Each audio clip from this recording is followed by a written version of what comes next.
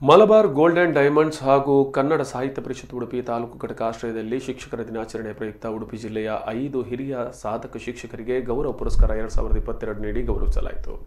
September 5ರಂದು ಉಡುಪಿಯ ಮಲಬಾರ್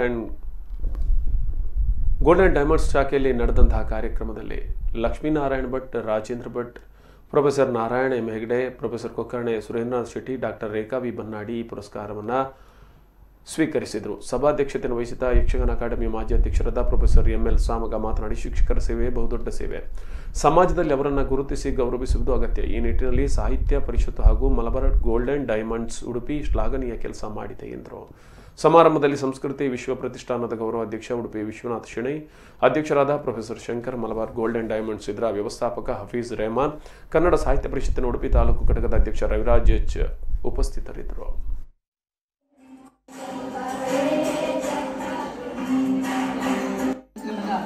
ಅಧ್ಯಕ್ಷತೆಯನ್ನು ವಹಿಸುತ್ತಿರುವಂತಹ ML Samaga, ನಮ್ಮ ಅತ್ಯಂತ ಪ್ರೀತಿಯ ಶಿಕ್ಷಕರು,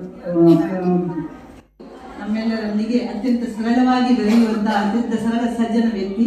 ಇವರಿಗೂ ನಮ್ಮ ಹೃತ್ಪೂರ್ವಕಂತಹ ಕೊಡುಗೈ ದಾನಿ ಎಂದೇ ಉಡುಪಿಯ ಪರಿಸರದಲ್ಲಿ ಹಫೀಜ್ ರೆಹಮಾನ್ ಅಂದರೆ ಯಾರಿಗೂ ಗೊತ್ತಿಲ್ಲದ ವ್ಯಕ್ತಿಯೇ ಅಲ್ಲ ಅವರು. ಹಾಗಿರುವ ಒಂದು ಜನಪ್ರಿಯ ಹಾಗೂ ಶ್ರೀಯುತ ವಿಶ್ವನಾಥ್ ಶೆಣೈ ಅವರನ್ನು, ಶ್ರೀಯುತ ರಾಘವೇಂದ್ರ ನಾಯಕ್ ಅವರನ್ನು, ಅವರು ಹಾಗೆ ಪ್ರೊಫೆಸರ್ ಶಂಕರ್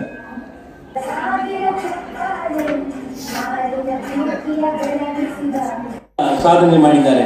ಬಿಎಸ್ಸಿ ಬಿಎಡ್ ಪದವೀಧರರಾಗಿ ಅದೇ ರೀತಿ ಇಂಗ್ಲಿಷ್ನಲ್ಲಿ ಸ್ನಾತಕೋತ್ತರ ಪದವಿಯನ್ನು ಪಡೆದಿರುವ ಇವರು 1988ರಿಂದ ಇಂದಿನವರೆಗೂ ಕಾರ್ಕಳ ತಾಲೂಕು ಇನ್ನಾ ಗ್ರಾಮದ ಆಯುರ್ವೇದ ಭೂಷಣ ಎಂವಿ ಶಾಸ್ತ್ರಿ ಪ್ರೌಢಶಾಲೆಯಲ್ಲಿ ಸಕ್ರಿಯ ಕಾರ್ಯಕರ್ತರಾಗಿ ಇವರು ಕೆಲಸ ಮಾಡಿದ್ದಾರೆ.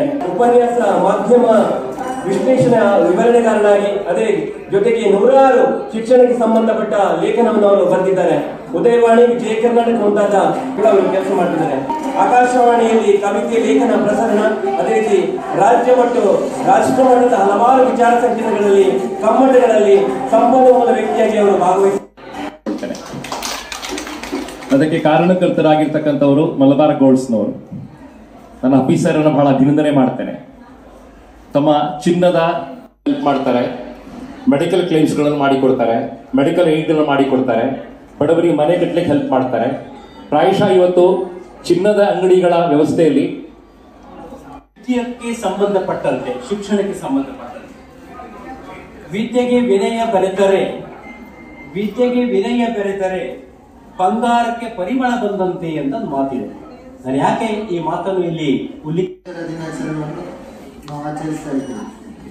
ಈಗಷ್ಟೇ ರಾಜೇಂದ್ರ ಭಟ್ ಸರ್ ಹೇಳಿದ್ರು, ಮುಖ್ಯಮಂತ್ರಿಯಾಗಿ ವೀರಪ್ಪ ಮೊಯ್ಲಿ ಅವರು ಬಂದಾಗ ಮೊದಲನೇದಾಗಿ ನಮ್ಮ ತಾಯಿಯ ಕಾಲಿಗೆ ಬಿದ್ದು ಆಶೀರ್ವಾದ ಪಡ್ಕೊಂಡ್ರು ಅಂತ ಹೇಳಿದ್ರು. ಒಂದು ಮಾತಿದೆ, ಊರಿಗೆ ಅರಸನಾದರೂ ತಾಯಿಗೆ ಮಗ ಅಂತ.